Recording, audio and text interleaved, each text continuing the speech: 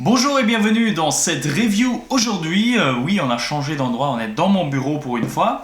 Aujourd'hui, petite double review puisqu'on a eu des sorties sympatoches en début 2016. C'est pour ça qu'il n'y a pas eu de vidéo entre juste avant Noël et maintenant puisqu'il n'y avait pas grand chose à dire. Et puis aussi, les vacances, hein, ça fait du bien pour tout le monde. Aujourd'hui, je vais vous présenter la Cuboid, la nouvelle box de Joyetech, avec le Cubis, le nouvel Atto de Joyetech.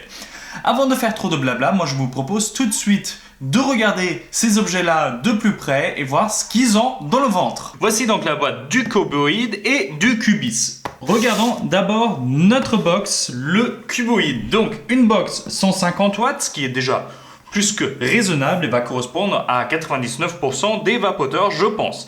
Alors dans la boîte, qu'est-ce qu'on a? Donc on a d'une part notre box et en dessous le manuel et puis un câble USB pour charger le tout. Donc, la boîte, on s'en fout un tout petit peu. Donc la box, elle est plus haute que la plupart des autres box proposées pour le moment, comme par exemple une Evic VTC. Par contre, elle est pas très large pour une box qui, figurez-vous, prend de 18650. Donc vous voyez ici les batteries. Alors il faut bouger un tout petit peu pour les sortir parce que, alors ça c'est un des points qui est un peu curieux, c'est que c'est très serré à l'intérieur. Donc une batterie en plus, une batterie en moins, donc on sait directement que la box sera en série. Petit point à faire attention avec, c'est ici cette ouverture. Pensez à bien appuyer et à bien vérifier que le pin ici, voilà, là il l'a fait, il descend complètement parce que sinon vous vous baladez et vous allez avoir la porte qui s'ouvre et vos batteries qui tombent. Donc pour l'allumer, il s'allume automatiquement en fait quand vous mettez les batteries, mais sinon c'est comme d'habitude chez Joyetech et beaucoup d'autres fabricants, 5 clics, 1, 2, 3, 4, 5, voilà, il s'éteint, 1, 2, 3, 4, 5, il s'allume. Ensuite, on est sur un board, donc un chipset qui est le même que le Evic VTC et VTC Mini. Donc, ils l'ont juste un peu modifié afin d'accepter un double AQ en série et puis monter à 150 watts et même à 200 watts avec des possibilités d'update via le port micro USB. Donc, sinon, on ne change pas grand-chose à une recette qui marche. Pour changer vos modes, puisque là, on est dans le mode Power, vous appuyez 3 fois. Et vous avez Power qui clignote. Ensuite, vous appuyez ici sur le bouton plus. On passe en nickel, on passe en titane, on passe en stainless steel, donc acier inoxydable. Et ensuite, on a des modes M1, etc. où je vais revenir tout à l'heure. Ensuite, pour chaque mode, hop, je vais juste me remettre en nickel, par exemple, ou en nickel, ce sera très bien. Pour ajuster vos watts, vous appuyez sur le moins ici et comme ça, vous faites plus. Alors le moins ne va pas réagir, c'est un peu embêtant. Vous pouvez commenter et il va faire le tour et revenir à 1. Voilà, une fois touché au 150, vous réappuyez et vous passez à 1. Puisque si je passe ici sur le bouton moins, il va sur mon coil. Donc avec le plus, je peux locker mon coil, mais là, puisqu'il n'y a rien, ça ne marchera pas. Ensuite, ampérage, en tout cas, on ne peut rien changer à l'ampérage pour le moment. Et on repasse en haut, donc le moins pour naviguer, le plus pour ajuster. Une fois que j'appuie ici sur le fire pour confirmer. Maintenant, si j'appuie sur plus et moins, je vais juste ajuster ma température. C'est la même chose pour tous les autres modes. Alors, sinon, les fonctionnalités restent identiques pour le Cuboid comme sur les autres produits Joyetech. Plus et moins, on va locker la box. Plus et moins, on la déloque. Voilà, comme ça on a à nouveau accès à toutes les fonctionnalités de notre mode. Autre spécificité, vous pouvez régler les coefficients de chauffe, etc. Donc on se rapproche tout légèrement, mais à un tout petit micro-pas d'un board DNA 200. C'est pour les gens qui aiment bien geeker dans la vape et bien calculer. Pour accéder à ces modes-là, que je ne vais pas expliquer en détail parce que c'est pas simplement mon truc, vous éteignez votre box, voilà. Vous appuyez sur le bouton plus et on en même temps.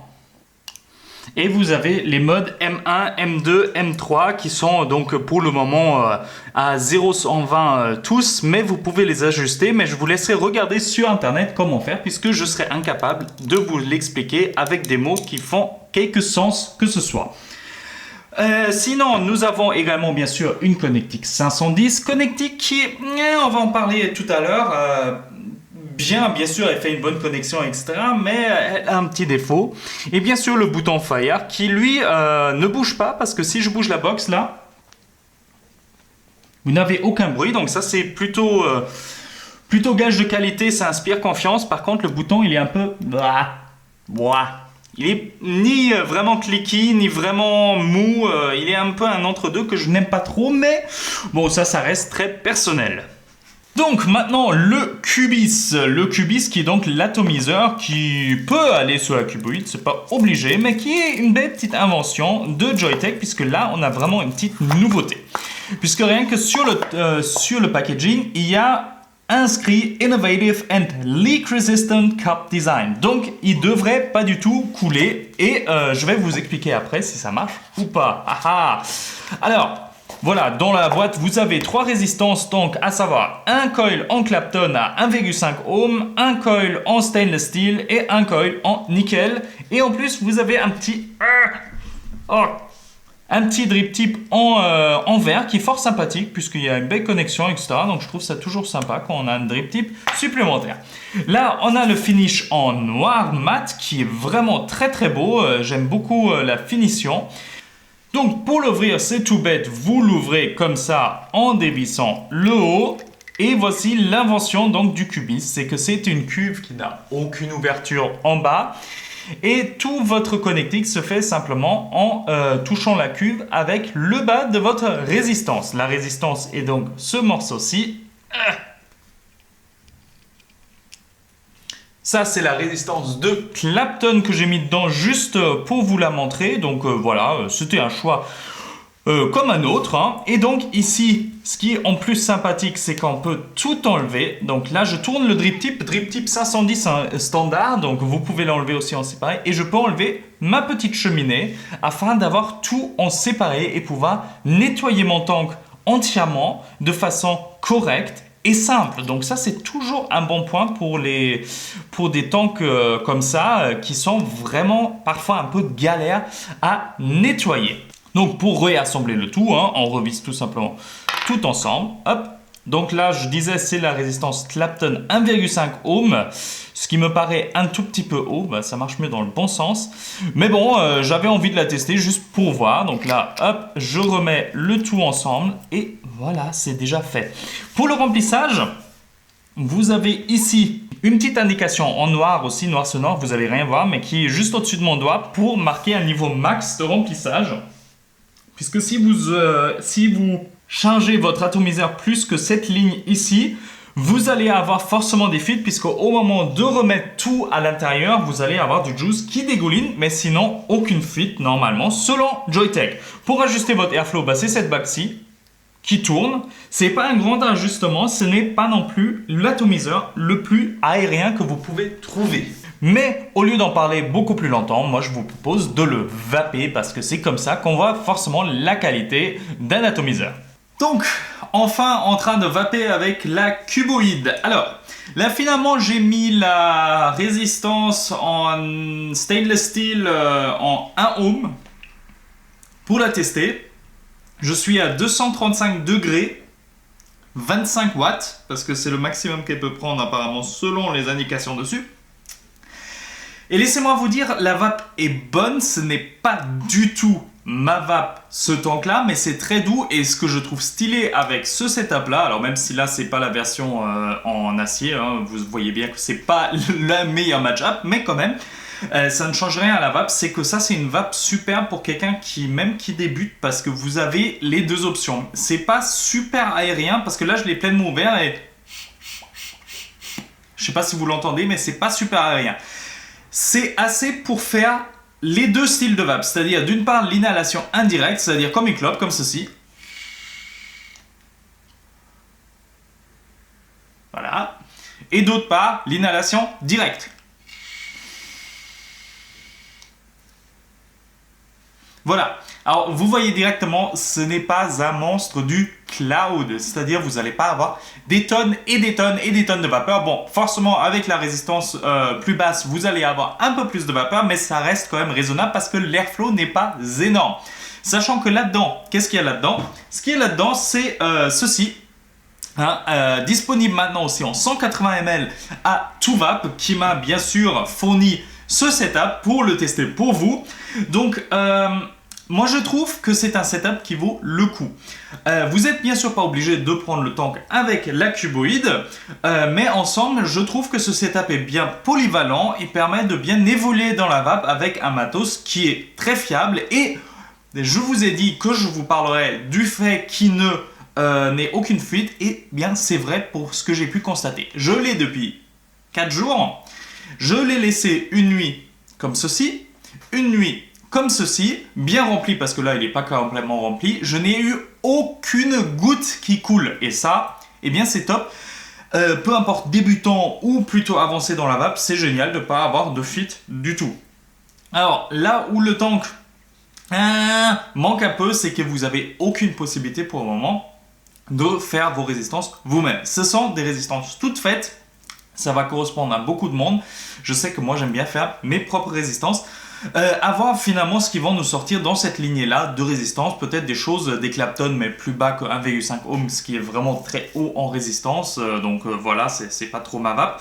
Même 1 ohm, c'est assez haut pour moi, mais bon, ça c'est que ma vape. Sinon, je vous disais que le 510, eh bien, c'est pas vraiment génial parce que, alors, il est de bonne qualité, mais même le Cubis n'est pas flush dessus, et ça s'empire si par exemple, laissez-moi choper un autre Atto qui est juste ici, hop, hop, ça tourne, ça tourne, ça tourne, hop, là je vais mettre un dot mode pétri juste dessus, et il va y avoir un espace qui est assez considérable. Alors là vous le voyez pas, mais hop, pour vous montrer, est-ce que j'ai, là j'ai une enveloppe, voilà, hop, il est ici.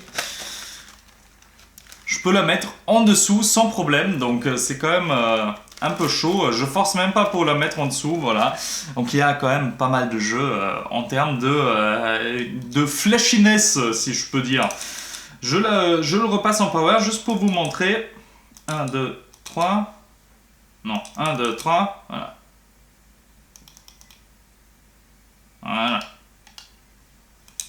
Donc là, je l'ai mis en power, et pour pousser un peu la cuboïde, je vais mettre vers 90 watts, ce que j'aime bien. Voilà.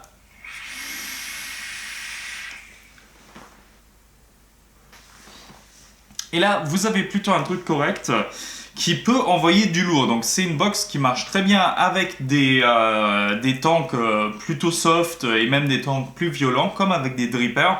Vous pouvez avoir une vape très très flexible. Sachant que la box va jusqu'à 9 volts, vous pouvez faire un update jusqu'à 200 watts. Attention, Joyetech est très honnête là-dessus, et ça je trouve super. 200 watts ne sera pas sur toute la charge de la batterie, c'est juste impossible d'obtenir 200 watts sur deux batteries 18650, même en série. Et bien sûr, tout ça, ça dépend de votre build, de la résistance, de plein de choses. Donc voilà, mais vous avez quand même possibilité d'avoir une vape très power vaping. Donc voilà, cette box est vraiment flexible en termes de facteur prix. Elle est super accessible en France. Dans les magasins, elle sera à 70 €. Bien sûr, vous pouvez regarder sur internet, on trouve toujours moins cher. Moi, je vous conseille toujours d'acheter en magasin, mais ce n'est que mon avis. Donc voilà, moi je trouve qu'il n'y a pas beaucoup de choses négatives. Bon, l'écran, forcément, c'est un piège à traces de doigts et compagnie, avec le finish mat un peu brillant, etc. Sinon, bah, la box, franchement, c'est génial pour le prix. Moi, je trouve que c'est très, très, très, très bien. Voilà, vous avez eu mon avis. J'ai pas parlé pendant 10 ans dessus parce que c'est simple, c'est du Joyetech, c'est ce que c'était la VTC, mais en un peu plus costaud. J'espère que cette review vous a plu. Vous pouvez trouver tout ce matos chez Atuvap. Merci à Jean-Marie d'avoir prêté ce matériel, et moi je vous dis à très bientôt.